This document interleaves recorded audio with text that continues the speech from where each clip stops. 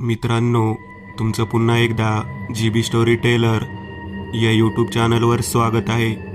आजच्या आपल्या गोष्टीचं नाव आहे शापित बाहुली. लेखिका भाग्यश्री परब. पण गोष्ट सुरू करण्याआधी जर कोणी या चॅनलवर पहिल्यांदाच आलेले असाल तर त्यांनी ह्या चॅनलला सबस्क्राईब करायला विसरू नका. चला तर मग अजिबात वेळ न घालवता गोष्टीला सुरुवात करूया.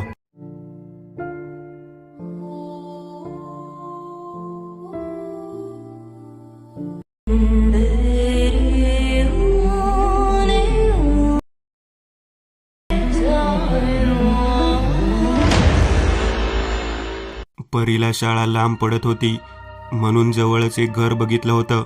पण ते घर छोट्या जंगलाच्या मध्यभागी होतं. आजूबाजूला मोठमोठी झाडं होती. रस्त्यापासून ते घरापर्यंत जाण्यासाठी मधोमध एक रस्ता होता. आजूबाजूला एकही घर नव्हतं. होती ती खूप लांब लांब होती. आज ते जुन्या घरातून नवीन घरात आलेले परी आणि तिची आई वृषाली घर सजवण्यात व्यस्त होते. परीचे बाबा परी आणि तिची आई वृषाली घर सजवण्यात व्यस्त होते. परीचे बाबा अमोल आजच्या खाण्याची सोय करण्यासाठी बाहेर गेले होते. परी साधारण 8 वर्षांची होती. वृषाली आणि अमोलची एकुलती एक मुलगी. त्यांचा तिच्यावर खूप जीव, खूप लाड व्हायचे तिचे. त्याचबरोबर तिला योग्य तो संस्कार दिला जायचा. त्यामुळे ती अभ्यासात आणि इतर गोष्टीत खूप हुशार होती. परीला खेळणी खूप आवडायची. खास करून बाहुली तिला खूप आवडायची. आतापर्यंत प्रत्येक वाढदिवसाला तिच्या आईबाबांनी बाहुली म्हणून गिफ्ट दिलं होतं आणि परी बाहुली बघून अत्यंत खुश व्हायची. घर सजवत आई आणि मुलीच्या गप्पा चालू होत्या. आई, घर खूप मस्त आहे, आवडलं मला, खूप मज्जा येईल आता. हो, पण मज्जा मस्ती सोबत अभ्यास पण महत्त्वाचा आहे, समजलं? हो आई, समजलं. गुड. या दोघी बोलत असताना दाराची बेल वाजते. तुझे बाबा असतील, जा दार उघड, मी हे ठेवते तिकडे. हो आई. परी दार उघडायला गेली आणि वृषाली हातातील वस्तू ठेवायला एके ठिकाणी गेल्या. परीने दार उघडून समोर बघितलं तर तिचे बाबा एका हातात 2 पिशव्या पकडून उभे होते. अमोल, परीचे बाबा. अमोलला बघून परी खुश झाली. परी चेहऱ्यावर भलं मोठं हास्य आणत आणि त्यांच्या पायाला मिठी मारत अमोलला बाबा. अमोल तिच्या केसांवर हात फिरवत हसत तिच्याकडे बघत होते.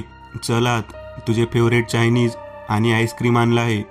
परी फेवरेट चायनीज आणि आईस्क्रीम ऐकून उड्या मारतच अमोलचा हात पकडत आत आली. आगा हळू, पडशील.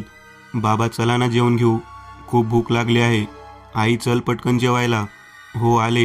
हो हो चल. मग तिघं एकत्र जेवायला बसतात. जेवण झाल्यावर तिघंजण कामाला लागतात. घर सजवण्यात रात्र होते. अमोल सोफ्यावर बसत, चला झालं काम एकदाचं, उद्या मग किराणा सामान आणू. सकाळीच निघू 10 वाजता, म्हणजे संध्याकाळपर्यंत येता येईल. वृषाली हसत अमोलच्या बाजूला सोफ्यावर बसत. हो. परी दोघांच्या मध्ये बसत, मी पण येणार बाबा. हो हो, तू पण येणार आहे. चला आता जेवून झोपू लवकर, म्हणजे उद्या लवकर उठता येईल. अमोल आणि परी एकत्र. हो. तिघं जेवून आपापल्या रूममध्ये झोपायला जातात. परी बेडवर असलेल्या एका मोठ्या बाहुलीला जवळ घेऊन हसत, चल झोप आता गुड्डू, उद्या लवकर उठायचं आहे. Good night. परी बाहुलीला कुशीत घेऊन झोपून जाते. दुसरीकडे एका घन्या जंगलात 4 मुली एका बाहुलीचे तुकडे करून तिला मध्ये ठेवून त्या गोल उभ्या होत्या. या बाहुलीला संपवावंच लागेल, नाहीतर आणखी कोणी या बाहुलीचा शिकार होईल. हिच्यामुळे सीमाला खूप त्रास झाला आहे. त्या काकी नसत्या तर सीमाला माहीत नाही अजून किती त्रास झाला असता. बरं झालं त्या काकी देवासारख्या पळत आल्या मदतीसाठी. माही, माया, सृष्टी, तुम्ही नसत्या तर मी एकटीने काय केलं असतं. खूप थँक्यू मला आधार दिल्याबद्दल. माही हसत सीमाला, आभार प्रदर्शन झालं असेल तर जे करायला आलो आहोत ते करायचं का? हो. त्या चौघींनी बाहुलीच्या अंगावर रॉकेल टाकून जाळले आणि लगेच तिथून निसटले. पण इथे बाहुली परत आपल्या रूपात रिकवर होत होती. फायनली ती मूळ रूपात परत आली. त्या बाहुलीने आपले बंद डोळे ताडकन उघडले आणि तिचे डोळे एकदम लाल भडक दिसत होते. डोळे उघडल्यावर ती अचानक उठून बसली आणि त्याचबरोबर आजूबाजूला भयानक आवाज येत होते. नंतर तिने एक राक्षसी हास्य आणत तिथून नाहीशी झाली. दुसऱ्या दिवशी सकाळी 10 वाजता परी, अमोल आणि वृषाली घरचं सामान आणायला गेले. या तिघांचं सकाळी चालू झालेली शॉपिंग संध्याकाळपर्यंत संपली. ते 6:30 पर्यंत घरी आले. परी घरी आल्या आल्या अमोल आणि वृषालीला, आई बाबा मी खेळायला जाऊ, आता संध्याकाळ झाली आहे. कोणासोबत खेळणार आहेस? आई मी बाहेरच आहे, आपल्या गार्डनमध्ये, मी एकटीच खेळणार आहे. प्लीज जाऊ दे, प्लीज जाऊ दे, फक्त 15 मिनिटे प्लीज. नाही, 15 मिनिटाचे 2 तास लावशील, इथेच घरी खेळ. परी आपल्या दोन्ही हातांनी वृषालीचा एक हात पकडून हलवत, प्लीज आई, प्लीज जाऊ दे ना. अगं वृषाली जाऊ दे तिला, इथेच तर जाते, गार्डनमध्ये, कुठे लांब थोडी जात आहे. जाऊ दे, जा बाळा. आणि हो, लवकर यायचं घरी. अमोलनी परमिशन दिली म्हणून परी पळतच गार्डनमध्ये गेली. मागून वृषाली तिला ओरडत, परी. अमोल वृषालीला थांबवत, अगं येईल ती लवकर, काळजी नको करू, चल मी मदत करतो हे सामान भरायला. वृषाली अमोलकडे बघत, काय तुम्ही तिला लाडावून ठेवलं आहे? तिचा वडील लाड नाही करणार तर कोण करणार? धन्य आहात तुम्ही, चला आता मदत करा. हो चल. अमोल आणि वृषाली दोघं आपापल्या कामाला लागले. इथे परी धावत गार्डनमध्ये आली आणि एका कोपऱ्यात जाऊन उभी राहून समोर असलेल्या एका वस्तूला बघत गोड हसत होती. आणि मग परीने त्या वस्तूला उचलून आपल्या कवेत घेतलं. परी त्या वस्तूला घेऊन गार्डनमध्ये असणाऱ्या एका बाकडावर येऊन बसली. परी त्या वस्तूला बघत, किती गोड आहेस तू, माहीत नाही कोण मूर्ख त्याने तुला असं फेकलं, खूप वाईट वाटलं असेल ना तुला, पण काळजी नको करू, मी आहे ना, तू आजपासून माझ्यासोबत राहशील. एवढं बोलून परीने बाहुलीला मिठीत घेतलं. तसं पाठीमागून त्या बाहुलीचे डोळे लाल झाले आणि चेहऱ्यावर राक्षसी हास्य पसरले. परी जशी मिठी सोडली तशी ती बाहुली नॉर्मल झाली. चल मी तुला आपलं घर दाखवते. परी त्या बाहुलीला घेऊन घरी गेली. तोपर्यंत अमोल आणि वृषालीचं काम पूर्ण झालं होतं आणि ते येऊन सोफ्यावर बसले. तेवढ्यात मेन डोअरमधून परी पळत येताना त्यांना दिसली. तिच्या हातात बाहुलीला बघून वृषाली, परी ही बाहुली कुठून भेटली? सांगितलं होतं ना अनोळखी वस्तू उचलायच्या नसतात. आई, आपण शॉपिंगमधून आल्यावर मला आपल्या गार्डनमध्ये दिसली ही बाहुली, त्यासाठीच मी गार्डनमध्ये गेले होते. परी तू खोटं बोललीस खेळायला जाते म्हणून. प्लीज आई, मला बाहुली आवडली, हिला माझ्यासोबत ठेवणार प्लीज. वृषाली परीला आणखी काही बोलणार. अमोल वृषालीला मध्येच थांबवत, अगं ठेवू दे की तिला आवडली तर, आणि या बाहुलीमध्ये असं काही असतं तर काहीतरी झालं असतं. परीला बघ काही झालं आहे का? आहो पण. अमोल डोळे मिचकावत वृषालीला धीर देतात. त्याने वृषाली शांत होते. जा बाळा, हिला घेऊन तुझ्या बेडरूममध्ये. हो थँक्यू. परी बाहुलीला जिना चढून बेडरूमच्या दिशेने घेऊन जाते. परी समोर बघत जात होती तर बाहुलीने पटकन पाठी मान वळवली आणि राक्षसी हास्य करत परत लगेच मान समोरच्या दिशेने केली. इथे खाली वृषाली त्या बाहुलीला बघताच त्यांना ती बाहुली खटकत होती. त्यामुळे वृषालीमध्ये त्या बाहुलीवरून शंका निर्माण झाल्या. आहो एक बोलू? हो विचार. आहो मला ती बाहुली खटकत आहे. त्या बाहुलीला बघून वेगळंच काहीतरी होतंय. बाहुलीला बघून असं वाटत आहे काहीतरी घडणार आहे. अमोलला वृषालीचं बोलणं ऐकून हसू येत होतं. अमोल वृषालीला हसतच, वृषाली काही काय बोलत आहेस? तू कधीपासून या गोष्टींवर विश्वास करू लागली? वृषाली तिरक्या नजरेने बघत अमोलला, तुम्हाला आईची माया नाही कळणार, जाऊ दे. अमोल वृषालीचा हात हातात घेत, शांत हो, समजू शकतो मी, असं काहीच नाही होणार. झालं तर आपण बघू काय ते, ओके? अमोलच्या बोलण्याने वृषाली थोडी शांत झाली. चल जेवून झोपून घेऊ, काळजी नको करू, काही नाही होणार. हो हो, मी बोलवते परीला. हो. वृषालीने परीला जेवायला बोलावलं. नंतर तिघांनी मिळून गप्पा मारत जेवण केलं आणि रूममध्ये झोपायला गेले. परी रूममध्ये आल्यावर तिने आणलेल्या बाहुलीला आपल्या बाजूला घेऊन झोपी गेली. रात्री 1 वाजता परीच्या बाजूला झोपलेली बाहुली हळूहळू उठून परीच्या पोटावर जाऊन बसली. मग हळू वर वर सरकत त्या बाहुलीने तिच्या डोक्यावर हात फिरवला आणि लगेच काढला. नंतर परीच्या पोटावर तसंच बसून त्या बाहुलीने अचानक मान मागे फिरवली आणि राक्षसाप्रमाणे हसू लागली. सकाळी वृषाली परीच्या रूममध्ये परीला बघण्यासाठी आली. येऊन बघितलं तर त्यांच्या चेहऱ्यावर गोड हास्य पसरले. समोर परी शांतपणे झोपली होती. वृषाली तिच्या बाजूला बसून प्रेमाने तिच्या केसांवर हात फिरवत होती. वृषाली स्वतःशीच, माझी परी ती. वृषाली परीच्या केसांवर हात फिरवत असताना सहज त्यांचं लक्ष बाजूच्या बाहुलीवर गेलं आणि वृषालीला त्या बाहुलीला बघून अस्वस्थ वाटू लागलं. नंतर वैतागून त्यांनी ती बाहुली उचलून तिथे असलेल्या एका खुर्चीवर ठेवली. वृषाली परत जवळ येत हलका हलवत, परी बाळा उठ, परी बाळा उठ, 8 वाजलेत, आई झोपू दे ना. ही एवढी का वैतागली? असं कधी वागत नाही. जाऊ दे, थकल्यामुळे असेल. वृषाली ब्लँकेट खाली घेत, परी उठ बाळा, असं उशिरा झोपू नये, उठ लवकर, मी जाते खाली, नाश्ता बनवून घेऊन येते, तोपर्यंत तुझं आवरलेलं दिसलं पाहिजे. इतकं बोलून वृषाली खाली निघून गेल्या. इथे खुर्चीला एका कडेला टेकलेली बाहुली एकदम सरळ झाली आणि परीला बघून हसू लागली. थोड्या वेळाने वृषाली नाश्ता घेऊन परीच्या रूममध्ये आली. त्यांनी इकडे तिकडे बघितलं तर परी तिथे नव्हती. वृषाली मोठ्याने ओरडत, परी बाळा कुठे आहेस तू? परी बाथरूममधून, आई मी आहे बाथरूममध्ये, आंघोळ करत आहे. ठीक आहे, ये लवकर, मी नाश्ता ठेवला आहे टेबलवर. हो आई. वृषाली नाश्ता ठेवून जात असते की त्यांना काहीतरी खटकत असतं. तेवढ्यात त्यांचं लक्ष समोर असलेल्या बाहुलीकडे जातं. वृषाली आश्चर्यचकित होत मनात, ही बाहुली मी जाताना आडवी होती, आता सरळ कशी झाली? परी तर नाही ठेवू शकत, ती मी गेल्यावर लगेच उठली होती. जाताना बघितलं मी आणि या बाहुलीला बघून मला अस्वस्थ का वाटत आहे? काहीतरी आहे जे समजत नाहीये. यांना विचारलं तर हे बोलतील वेड्यासारखं काही विचार करते.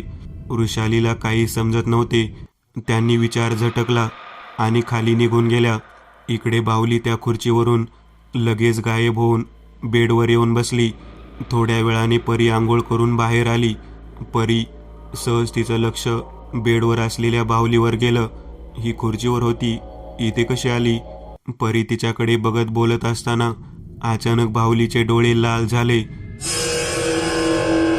तसं इथे पण परीचे डोळे लाल झाले आणि तशी चालत चालत समोर जात तिला पुढे काय आहे तेही दिसत नव्हतं.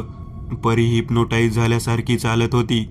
परी चालत असताना तसं एक जोरात आवाज आला. परी, आवाज आला तसं ती बाहुली तिथून गायब होऊन खुर्चीवर जाऊन बसली. हे एका सेकंदात झालं की कोणाला काहीच कळलं नाही काय झालं. मोठ्या आवाजाने परी भानावर आली आणि समोर बघितलं तर परी चाटच पडली, कारण समोर काचेची मोठी फुलदाणी होती जी धक्का लागून पडणार होती आणि तिच्या शरीरात त्या काचा घुसणार होत्या. वेळेत वृषालीने येऊन आवाज दिला, नाहीतर. वृषाली घाबरत परीजवळ जात तिला चाच पडत, परी लागलं नाही ना काही? नाही आई, कुठे नाही लागलं आहे, मी ठीक आहे. परीला काही लागलं नाही म्हणून सुटकेचा श्वास घेत आणि थोडं ओरडत तिला, लक्ष कुठे असतं तुझं?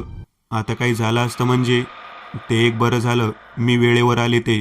आई मी तर सरळ चालत होते, पण हे असं कसं? परी विचार करत होती की असं काय झालं. अगोदर तर ती एकीकडे होती आणि आता भानावर आली तर दुसरीकडे होती. हाच प्रश्न वृषालीला पडला होता, कारण त्यांना माहीत आहे परी खोटं नाही बोलणार. वृषाली विचार करत असताना त्यांचं लक्ष बाहुलीकडे गेलं आणि त्यांना त्या बाहुलीला बघून अस्वस्थ वाटू लागलं. नंतर त्यांनी स्वतःला सावरत, बाळा नाश्ता थंड झाला आहे, खाली चल, नाश्ता गरम करून देते. हो आई चल.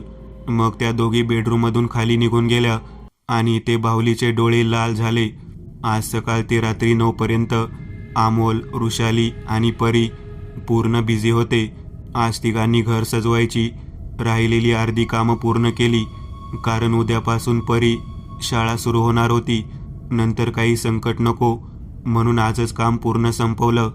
काम पूर्ण झाल्यावर नंतर जेवून तिघं आपापल्या रूममध्ये झोपायला गेले. रूममध्ये आल्यावर परीचे डोळे लाल झाले आणि चेहऱ्यावर राक्षसी हास्य पसरले आणि ती तशीच चालत तिच्या स्टडी टेबलजवळ आली. तिथे टेबलवर असलेली कैची तिने हातात घेतली. तसं तिथून हळूहळू चालत बेडजवळ येऊन तिथेच खाली बसली. थोड्या वेळाने वृषाली तिच्या रूममध्ये आली आणि परी तिथे न दिसल्याने आवाज देऊ लागली.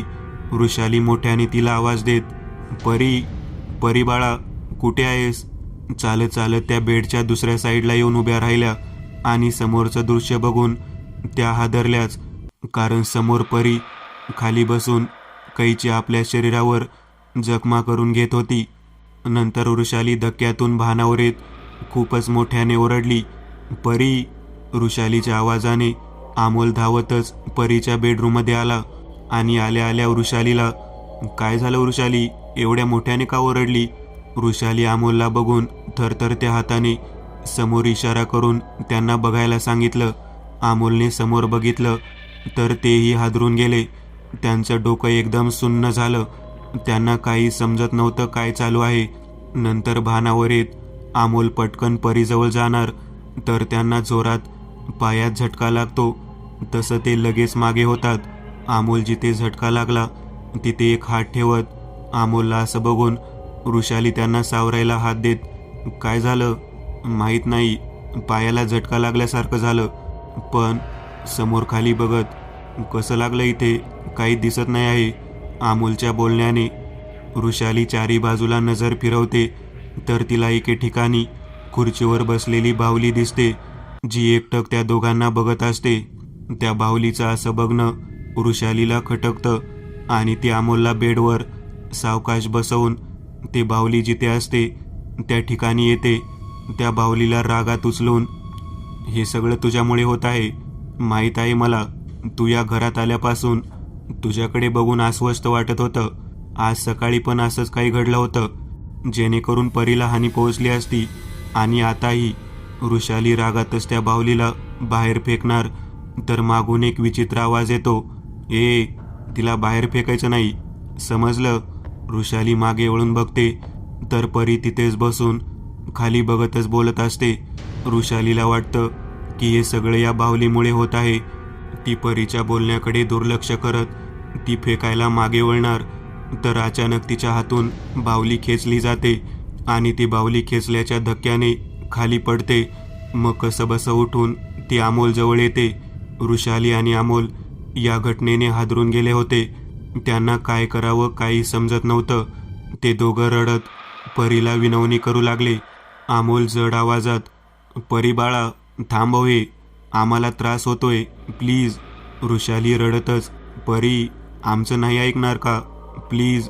या दोघांच्या बोलण्याने परीने तोंड वर करून बघितलं आणि ते तिला अशा विचित्र अवस्थेत, डोळे लाल, केस मोकळे सोडलेले आणि चेहऱ्यावर राक्षसी हास्य बघून अमोल आणि वृषाली घाबरले. त्या दोघांना बघून परीने परत खाली तोंड केलं आणि स्वतःला आणखीच कैचीने त्रास देत होती. तिच्या अशा वागण्याने अमोल, वृषाली क्षणभर घाबरले. त्यांना परीला यापासून कसं वाचवावं काही समजत नव्हते. तेवढ्यात दारावरची बेल वाजली. तसे अमोल आणि वृषालीने एकमेकांकडे बघितलं. अमोल टाईम बघत, कोण असेल एवढ्या रात्री? माहीत नाही, मी बघून येते. हो, सांभाळून जा. हो. वृषाली खाली येऊन दार उघडून बघते तर समोर 4 मुली आणि त्यांच्यासोबत एक 30-40 वर्षाची बाई उभी होती. वृषाली त्यांना बघून, तुम्ही कोण? त्या 4 मुलीमधली एक मुलगी, वेळ नाही आहे, तुमची मुलगी संकटात आहे, आम्हाला तिच्याकडे घेऊन चला. वृषाली आश्चर्यचकित होत, पण तुम्हाला कसं माहीत? ते आम्ही नंतर बोलू, कृपा करून तुमच्या मुलीकडे घेऊन चला. हो, चला. इथे बेडरूममध्ये परी आपल्या हाताच्या नसावर कैचीने जोरात वार करणार तर अमोल ओरडण्याच्या अगोदरच ती थांबते. वृषाली त्या 4 मुली आणि बाईला घेऊन आत येत अमोलला आवाज देते, आहो. वृषालीच्या आवाजाने अमोल मागे वळून बघतो तर ती बाई डोळे बंद करून मंत्र म्हणत होती आणि इथे परीच्या आत असलेली शक्ती बाहेर न येण्याचा प्रयत्न करत होती. नंतर त्या बाईने परीच्या जवळ जात तिच्या बाजूला एक रिंगण बनवलं तशी परीच्या आत असलेली शक्ती बाहेर निघून जाते आणि परी बेशुद्ध होते. तसं अमोल परीला उचलून बेडवर झोपवतो. इथे ती बाहुली आपली शक्ती वापरणार तर ती बाई कठोर मंत्र म्हणत त्या बाहुलीभोवती रिंगण बनवते. तसं ती बाहुली त्यात अडकवून जाते. त्या बाईचे कार्य संपल्यावर ती बोलायला लागते. काही वर्षांपूर्वी इथून थोडं पुढं असलेल्या एका बंगल्यात तुमच्यासारखं एक कुटुंब होतं. अशीच परीसारखी एक मुलगी होती. तिच्या आईवडिलांनी अति लाड केल्याने ती मुलगी काहीही करू लागली, लोकांना त्रास देऊ लागली. एक दिवस तिची इच्छा पूर्ण नाही झाली म्हणून तिने रागातच काम करणाऱ्या एका नौकराला तिने चाकूने हातावर वार केलेला. त्यामुळे तिने तिच्या वडिलांकडून खूप मार खाल्ला होता, पण त्यांनी मारण्याचा तिच्यावर काहीच फरक पडला नाही. त्यानंतर दुसऱ्या दिवशी ती एका बाहुलीसाठी हट्ट करत होती. ती हीच बाहुली होती, पण तिच्या वडिलांवर कामाचा लोड असल्याने त्यांनी बाहुली घेण्यास मनाई केली. तरी ती हट्ट करत होती. तिचा हट्ट करणे बघून तिच्या वडिलांनी रागातच तिला बाहेर काढलं होतं आणि ती मुलगी रागात येऊन गार्डनमध्ये एका बाकावर बसली. रागात तिचा मानसिक तणाव वाढत गेला आणि त्यातच तिने जवळ असलेल्या एका मोठ्या दगडाने स्वतःच्याच डोक्यावर मारून घेतलं. त्याने तिचा तिथेच मृत्यू झाला. नंतर तिचे वडील तिला मनवण्यासाठीही बाहुली घेऊन गार्डनमध्ये आले आणि समोर बघितलं तर त्यांचं डोकं सुन्न झालं होतं. त्यांची मुलगी रक्ताच्या थारोळ्यात पडली होती. मग त्यांनी ते ख्रिश्चन असल्याने तिला पाठीमागच्या एके ठिकाणी जमिनीत गाडलं आठवण म्हणून आणि त्यासोबत या बाहुलीला पण गाडलं. नंतर एका वर्षांनी तिच्या आठवणीत तिच्या आईवडिलांचा मृत्यू झाला. त्यानंतर कोणीतरी तो खड्डा खणला होता. त्यामुळे अशा घटना घडत गेल्या. जे आता परीसोबत झालं म्हणजे या बाहुलीमध्ये त्या मुलीचा आत्मा आहे. हो, गाडलं तेव्हा त्या मुलीच्या आत्म्याने या बाहुलीमध्ये प्रवेश केला होता. ती कधी यातून बाहेर निघते याची वाट बघत होती.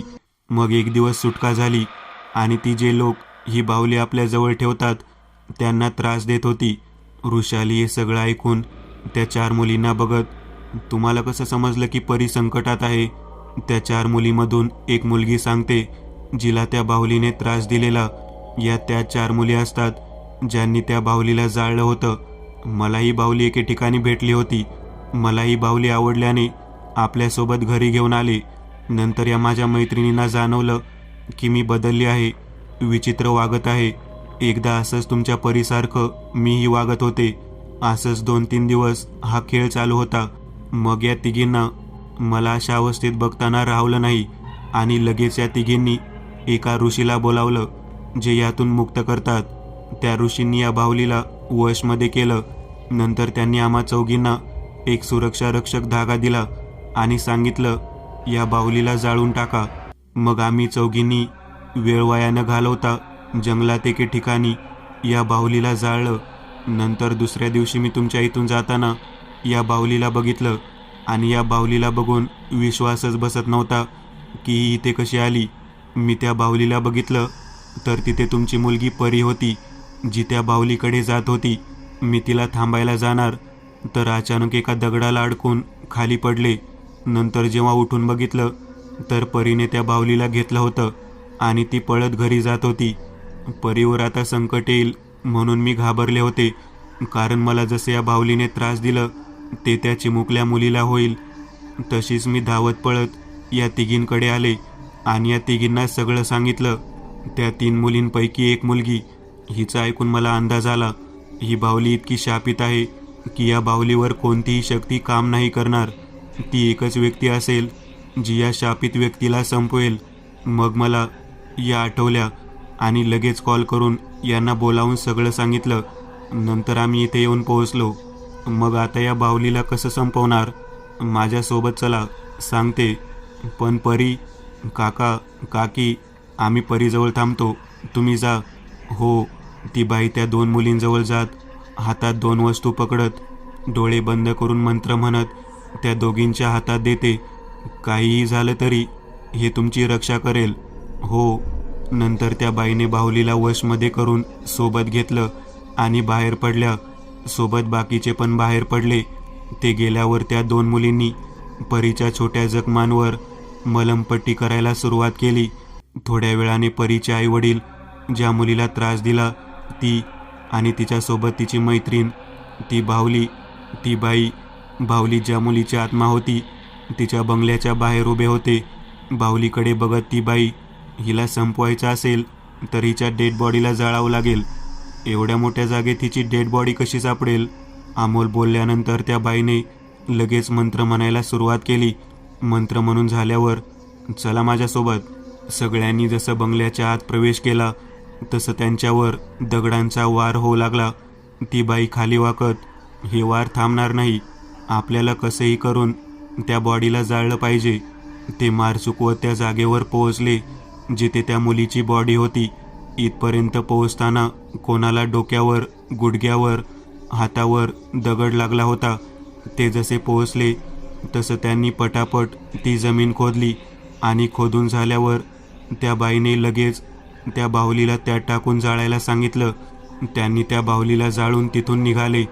पण जाताना वृषालीला त्या बाहुलीचा अर्धा भाग जाळलेला दिसला. मग तिने हातांनी तो भाग आगीत टाकला. मग वृषाली तिथून जात असताना तिचे डोळे लाल झाले आणि चेहऱ्यावर राक्षसी हास्य पसरलं होतं. मी एक नवीन चॅनल ओपन करत आहे, त्यावर तुम्हाला ॲनिमेटेड हॉरर स्टोरीज पाहायला मिळतील. त्या चॅनलची लिंक या व्हिडिओच्या डिस्क्रिप्शनमध्ये दिलेली आहे. चॅनलला सबस्क्राईब करायला विसरू नका. मित्रांनो, आज पुरतं एवढंच. तुम्हाला जर काही गोष्ट आवडली असेल तर नक्की लाईक करा.